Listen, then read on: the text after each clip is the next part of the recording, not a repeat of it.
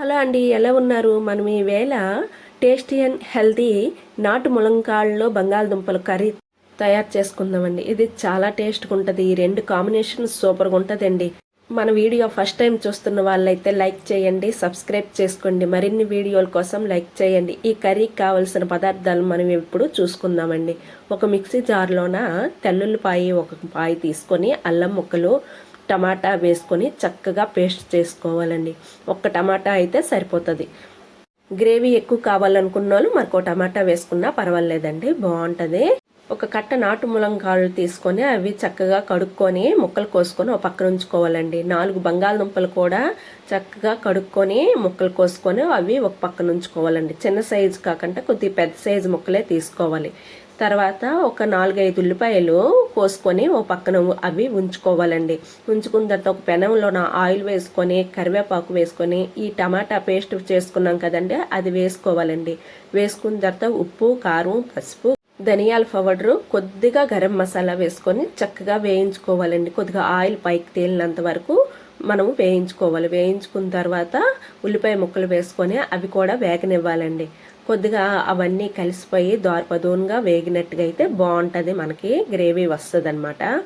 ఈ సీజన్ వస్తే నాటు ములంకాళ్ళు తెగ వచ్చేస్తాయండి. అవి ఒంటికి మంచిది కూడా తినడం చాలా బాగుంటాయి. టేస్ట్ అయితే ఇంకా బాగుంటుంది. వెరైటీ చేసుకోవచ్చు నాటు ములంకాళ్ళతోని. హైబ్రిడ్ ములంకాళ్ళు వస్తాయి కానీ నాకు నచ్చవండి. నేను ఇవే ఎప్పుడు నాటు వస్తేనే తీసుకుంటాము. మాకు చాలా ఇష్టం ములంకాళ్ళు అంటే. ఆ మసాలా వేగింది కదండి, ఆయిల్ పైకి వచ్చింది. అప్పుడు ఈ బంగాళదుంపలు కూడా వేసుకోవాలండి. చిన్నపిల్లలు ములంకాళ్ళు తినలేరు కాబట్టి మనం ఈ బంగాళదుంపలు వేసుకున్నామంటే బంగాళదుంపలు స్పెషల్గా దాంట్లో తీసి వాళ్ళకి పెట్టొచ్చు.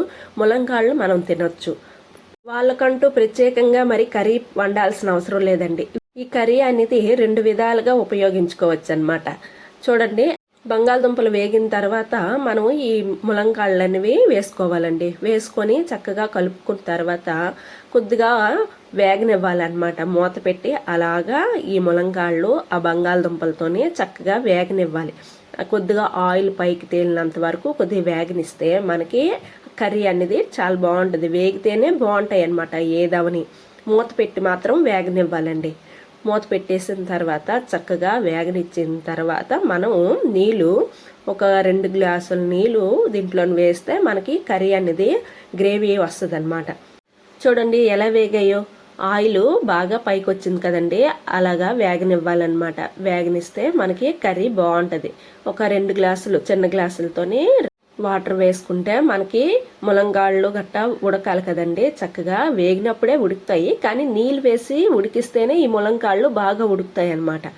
చూడండి, కర్రీలో నీళ్ళు వేసాం కదా, ఇప్పుడు చక్కగా కలుపుకొని మూత పెట్టి అలా సిమ్లో అలా ఉడకనిస్తే మంచి బంగాళదుంపలు ములంకాళ్ళ కర్రీ రెడీ అయిపోయిందండి. చూడండి ఎంత కలర్ఫుల్గా ఉందో. టేస్ట్ అంతే బాగుంటుందండి. మీకు ఈ వీడియో నచ్చితే లైక్ చేయండి, సబ్స్క్రైబ్ చేసుకోండి మరిన్ని వీడియోల కోసం. థ్యాంక్ యూ, నమస్తే.